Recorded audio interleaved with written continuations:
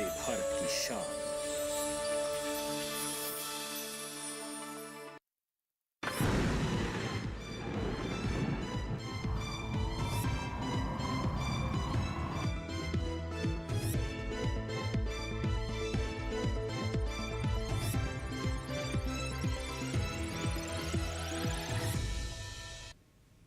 नमस्कार, दूरदर्शन किसान देख रहे हैं आप। मौसम खबर में आप सभी का बहुत स्वागत है।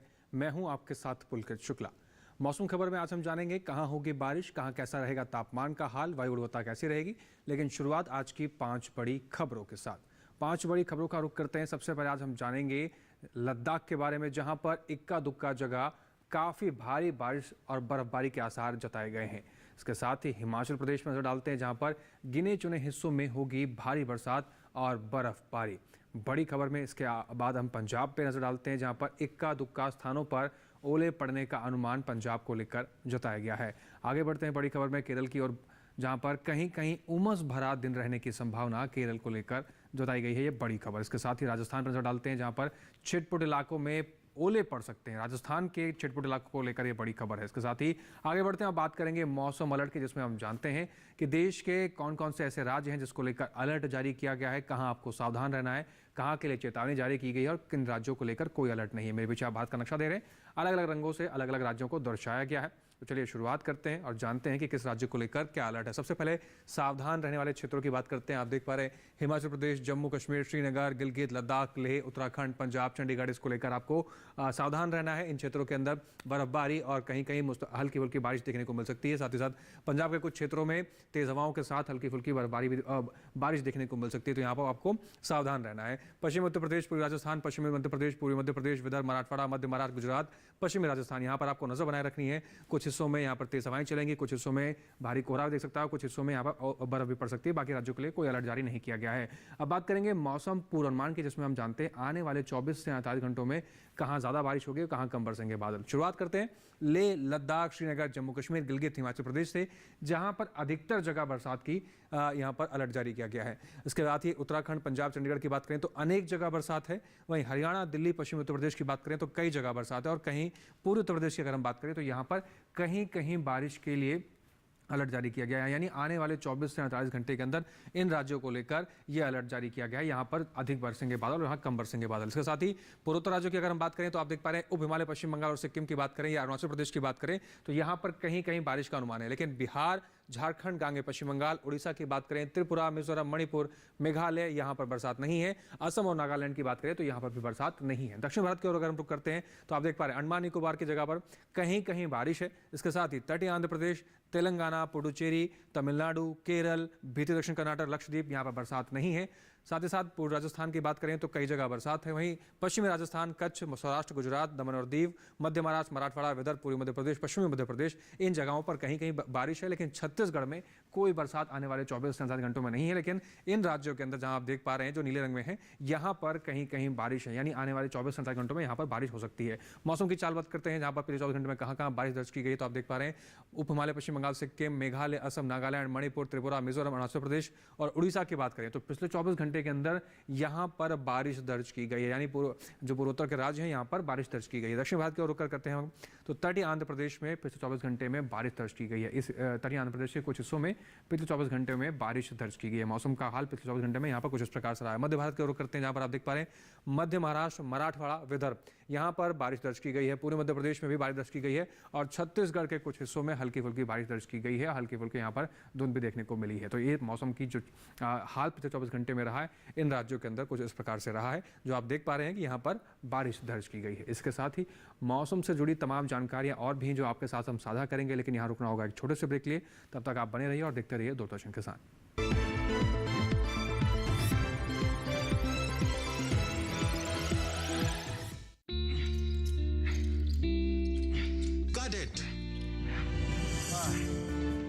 सोचिए अगर असल जिंदगी में ऐसी हालत हो तो कितनी मुश्किलें होती हैं, लेकिन शुक्र है बैंकिंग के लिए नहीं। अगर आपकी उम्र 70 साल से अधिक हो, क्या आप दिव्यांग हो, तो बैंक आपको कुछ जरूरी बैंकिंग सुविधाएं घर बैठे बैठे दे सकता है। आरबीआई कहता है जानकार बनिए, सतर्क रहिए।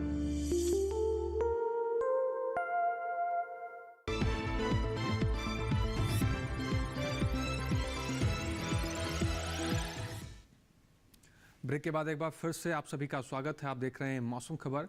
मौसम खबर के हिस्से में हम बात करेंगे देश के तापमान की, जिसमें हम जानते हैं देश में अलग अलग राज्यों में न्यूनतम तापमान क्या रहा है और अधिकतम तापमान का क्या हाल रहा है। तो चलिए शुरुआत करते हैं और जानते हैं तापमान का हाल। सबसे पहले न्यूनतम तापमान की बात करेंगे, जहां पर लद्दाख, लेह, श्रीनगर, जम्मू कश्मीर और गिलगित की अगर हम बात करें तो यहाँ पर न्यूनतम तापमान 1 से 3 डिग्री सेल्सियस सामान्य से ज़्यादा न्यूनतम तापमान दर्ज किया गया है। यानी इन राज्यों के अंदर न्यूनतम तापमान का हाल कुछ इस प्रकार से रहा है। इसके साथ ही अब बात करते हैं हम बिहार के बारे में। यहाँ पर न्यूनतम तापमान आप देख पा रहे हैं कि 5 डिग्री सेल्सियस सामान्य से ज़्यादा दर्ज किया गया है। न्यूनतम तापमान का हाल बिहार में कुछ इस प्रकार से रहा है। दक्षिण भारत की बात करते हैं, जहाँ पर तटीय कर्नाटक, रायलसीमा, तेलंगाना की बात करें तो न्यूनतम तापमान यहाँ पर 1 से 3 डिग्री सेल्सियस सामान्य से ज़्यादा दर्ज किया गया है। न्यूनतम तापमान का हाल इन राज्यों के अंदर कुछ इस प्रकार से रहा है। इसके साथ ही आगे बढ़ते हैं, मध्य महाराष्ट्र की ओर रुख करेंगे, जहां पर आप देख पा रहे हैं न्यूनतम तापमान 5 डिग्री सेल्सियस सामान्य से ज़्यादा दर्ज किया गया है। न्यूनतम तापमान का हाल मध्य महाराष्ट्र में कुछ इस प्रकार से रहा है। इसके साथ ही आप देख पा रहे हैं गुजरात, कोंकण, गोवा, मराठवाड़ा और छत्तीसगढ़ पर नजर डालें तो यहाँ पर न्यूनतम तापमान 3 से 5 डिग्री सेल्सियस सामान्य से ज़्यादा दर्ज किया गया। न्यूनतम तापमान का हाल इन राज्यों के अंदर कुछ इस प्रकार से रहा है।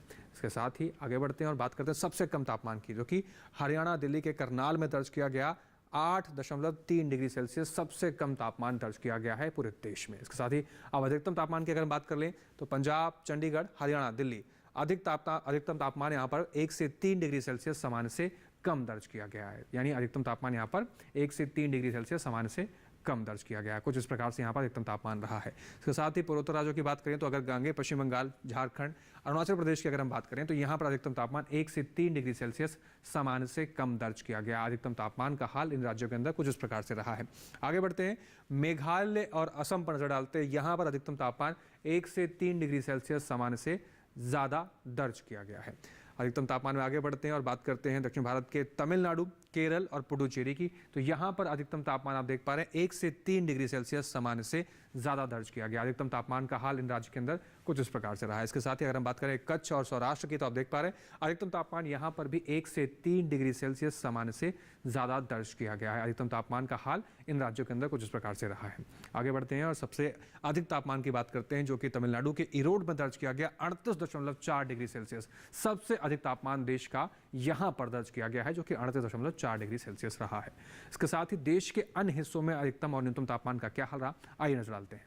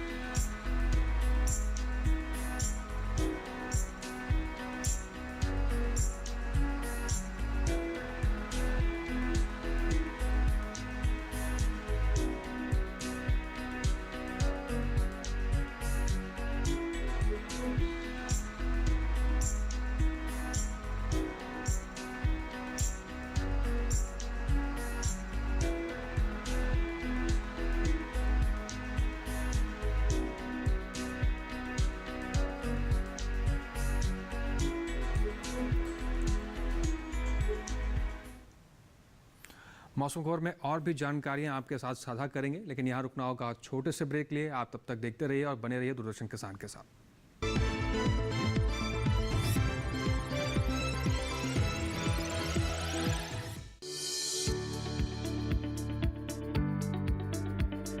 कृषि और पशुपालन है एक दूसरे के पूरक।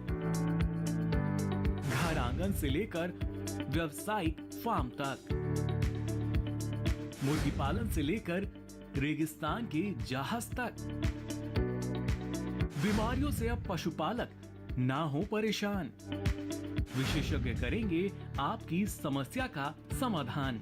जुड़िए हमसे, पूछिए अपने सवाल। ईमेल के जरिए भी आप हमारे साथ जुड़ सकते हैं। हमारी ईमेल आईडी है ddkisanapc@gmail.com। हमारे टोल फ्री नंबर हैं 1800-113060 और 1800-113061। देखिए अपना पशु चिकित्सक हर रविवार शाम 6:30 बजे दूरदर्शन किसान चैनल पर।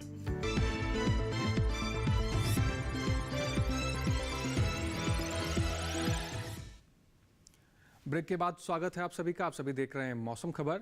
मौसम खबर के अब इस हिस्से में हम बात करेंगे देश के तमाम राज्यों में वायु गुणवत्ता कैसी रही, किस राज्य में वायु गुणवत्ता किस श्रेणी में दर्ज की गई है, इसके बारे में हम यहाँ पर जानते हैं। और चलिए शुरुआत करते हैं और जानते हैं वायु गुणवत्ता का हाल। सबसे पहले राजधानी दिल्ली की बात करते हैं। गुणवत्ता सूचकांक 306 दर्ज किया गया, यानी राजधानी दिल्ली के अंदर जो हवा की श्रेणी रही वो खराब रही है। इसके बाद लखनऊ की बात करते हैं। गुणवत्ता सूचकांक 343 दर्ज किया गया, यानी लखनऊ की हवा रही वो भी खराब श्रेणी में दर्ज की गई है। नजर डालते हैं पटना पर। गुणवत्ता सूचकांक 338 दर्ज किया गया, यानी पटना की जो हवा रही वो भी खराब श्रेणी में दर्ज की गई है। बेंगलुरु की बात करें अगर तो यहाँ पर गुणवत्ता सूचकांक 72 दर्ज किया गया है, यानी बेंगलुरु की जो हवा रही वो अच्छे की श्रेणी में दर्ज की गई है। पुणे पर नजर डाल दिए, यहाँ पर गुणवत्ता सूचकांक 135 दर्ज किया गया, यानी पुणे की जो हवा रही वो संतोषजनक की श्रेणी में दर्ज की गई है। बात हैदराबाद की अगर करें तो यहाँ पर गुणवत्ता सूचकांक 93 दर्ज किया गया, यानी हैदराबाद की जो हवा रही वो अच्छे की श्रेणी में दर्ज की गई है। नजर डालते हैं कोलकाता पर। गुणवत्ता सूचकांक 367 दर्ज किया गया, यानी यहाँ की जो हवा रही वो खराब की श्रेणी में दर्ज की गई है। अब बात मुंबई की करते हैं, जहाँ पर गुणवत्ता सूचकांक 399 दर्ज किया गया, यानी मुंबई की जो हवा रही वो भी खराब की श्रेणी में दर्ज की गई है। अहमदाबाद नजर डालते हैं। गुणवत्ता सूचकांक 203 दर्ज किया गया, यानी यहाँ की जो हवा रही वो थोड़ी सी खराब की श्रेणी में दर्ज की गई है। अब बात करेंगे पर्यटन पूर्वानुमान की, जिसमें हम जानते हैं कि भारत के प्रमुख पर्यटन स्थलों पर आने वाले 4 दिनों में मौसम कैसा रहेगा। शुरुआत जम्मू कश्मीर के श्रीनगर से करते हैं। शुक्रवार शनिवार को आप देख पा रहे हैं बरसात के अनुमान जताए गए हैं। रविवार को मौसम बदलेगा, हल्के फुल्के बादल छाए रहेंगे, हल्की फुल्की धूप भी खिलने के आसार हैं। वहीं सोमवार को फिर से मौसम बदलेगा और तेज धूप खिलने के आसार हैं। अधिकतम तापमान की बात करें तो 3 डिग्री सेल्सियस से लेकर 8 डिग्री सेल्सियस तक अधिकतम तापमान जा सकता है। न्यूनतम तापमान की अगर हम बात करें तो 0 डिग्री सेल्सियस से लेकर 4 डिग्री सेल्सियस तक न्यूनतम तापमान जम्मू कश्मीर के श्रीनगर में आने वाले 4 दिनों में जा सकता है। इसके साथ ही आगे बढ़ते हैं और बात करेंगे राजधानी दिल्ली की, जहां पर शुक्रवार को बारिश होने का अनुमान जताया गया है। शनिवार को गरज चमक के साथ हल्की फुल्की बारिश दर्ज की जा सकती है। रविवार को मौसम बदलेगा, हल्के फुल्के बादल छाए रहेंगे और सोमवार को भी मौसम बदलेगा, हल्के फुल्के बादल छाए रहेंगे, हल्की फुल्की धूप खिलने के आसार हैं। अधिकतम तापमान की अगर हम बात करें तो 24 डिग्री सेल्सियस से लेकर 28 डिग्री सेल्सियस तक अधिकतम तापमान जा सकता है। न्यूनतम तापमान की बात करें तो 10 डिग्री सेल्सियस से लेकर 14 डिग्री सेल्सियस तक अधिकतम तापमान राजधानी दिल्ली में जा सकता है। बात करें उत्तर प्रदेश के प्रयागराज की तो आप देख पा रहे हैं शुक्रवार को तेज धूप खिलने के आसार हैं। शनिवार को हल्की फुल्की बारिश होने की संभावना जताई गई है। रविवार को हल्के फुल्के बादल छाए रहेंगे, हल्की फुल्की धूप खिल सकती है और सोमवार को फिर से मौसम बदलेगा और बारिश होने के आसार हैं। अधिकतम तापमान की बात करें तो 26 डिग्री सेल्सियस से लेकर 31 डिग्री सेल्सियस तक अधिकतम तापमान जा सकता है। न्यूनतम तापमान की बात करें तो 14 डिग्री सेल्सियस से लेकर 18 डिग्री सेल्सियस तक न्यूनतम तापमान उत्तर प्रदेश के प्रयागराज में आने वाले 4 दिनों में जा सकता है। पश्चिम बंगाल के दार्जिलिंग की बात करते हैं। शुक्रवार को तेज धूप खिलने के आसार हैं। शनिवार रविवार को मौसम बदलेगा, हल्के फुल्के बादल छाए रहेंगे, हल्की फुल्की धूप खिलने के आसार हैं। सोमवार को फिर से मौसम बदलेगा और बारिश होने के आसार हैं। अधिकतम तापमान की अगर हम बात करें तो 31 डिग्री सेल्सियस से लेकर 32 डिग्री सेल्सियस तक अधिकतम तापमान दार्जिलिंग में जा सकता है। न्यूनतम तापमान की अगर हम बात करें तो 21 डिग्री सेल्सियस से लेकर 24 डिग्री सेल्सियस तक न्यूनतम तापमान आने वाले 4 दिनों में दार्जिलिंग में जा सकता है। दार्जिलिंग घूमने की आप तैयारी कर रहे हैं तो कुछ इस प्रकार से मौसम और तापमान के लिए तैयार रह सकते हैं। नागालैंड के कोहिमा की अगर हम बात करें तो शुक्रवार शनिवार रविवार सोमवार चारों ही दिन आप देख पा रहे हैं बादल छाए रहेंगे, हल्की फुल्की धूप खिलने के आसार हैं। अधिकतम तापमान की बात करें तो 16 डिग्री सेल्सियस से लेकर 17 डिग्री सेल्सियस तक अधिकतम तापमान जा सकता है। वहीं न्यूनतम तापमान की अगर हम बात करें तो 7 डिग्री सेल्सियस से लेकर 8 डिग्री सेल्सियस तक न्यूनतम तापमान आने वाले 4 दिनों के अंदर कोहिमा में रह सकता है। तो नागालैंड के कोहिमा अगर आप घूमने की तैयारी कर रहे हैं तो इस प्रकार से अधिकतम और न्यूनतम तापमान वहां पर रहने वाला है। बात करें आंध्र प्रदेश के विजयवाड़ा की तो शुक्रवार और शनिवार को बादल छाए रहेंगे, हल्के फुल्के यहाँ पर आपको धुंध भी देखने को मिल सकती है। रविवार सोमवार को मौसम बदलेगा और कुछ हिस्सों में बादल छाए रहेंगे, कुछ हिस्सों में धूप भी खिलती हुई नजर आ सकती है।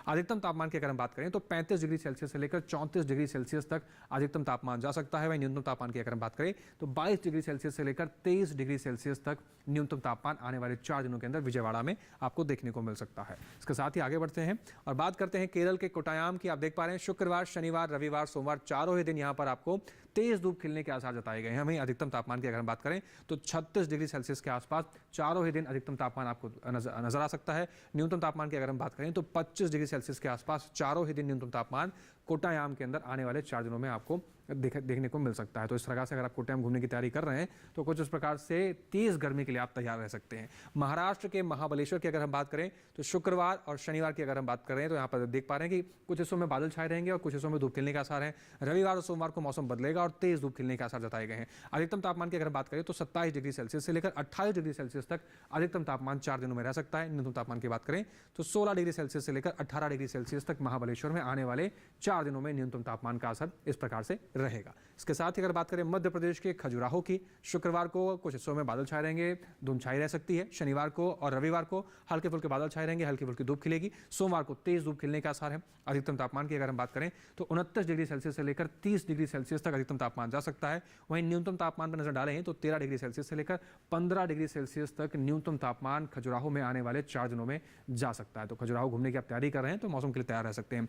राजस्थान के जोधपुर में नजर डालते हैं, शुक्रवार को बारिश होने का अनुमान है। शनिवार की अगर हम बात करें तो शनिवार को हल्के फुल्के बादल छाए रहेंगे, हल्की फुल्की धूप खिलने के आसार हैं। रविवार सोमवार को मौसम बदलेगा और तेज धूप खिलने के आसार जताए गए हैं। अधिकतम तापमान की बात करें तो 27 डिग्री सेल्सियस से लेकर 29 डिग्री सेल्सियस तक अधिकतम तापमान जोधपुर में जा सकता है। न्यूनतम तापमान की अगर हम बात करें तो 14 डिग्री सेल्सियस से लेकर 16 डिग्री सेल्सियस तक न्यूनतम तापमान आने वाले 4 दिनों में राजस्थान के जोधपुर में जा सकता है। ये हुई पर्यटन पूर्व अनुमान की बात। अब बात हम करेंगे खेती किसानी को लेकर। तो आंध्र प्रदेश और असम के अंदर अरुणाचल प्रदेश और असम को लेकर इस समय किसानों को अपनी फसलों पर विशेष रूप से ध्यान देने की ज़रूरत है। ऐसे में कृषि विशेषज्ञों की सलाह से फसलों का चुनाव करें, तभी आप अच्छी फसल ले सकते हैं और आपकी आय भी बढ़ सकती है। आज कृषि विशेषज्ञों की क्या सलाह है, आइए देखते हैं।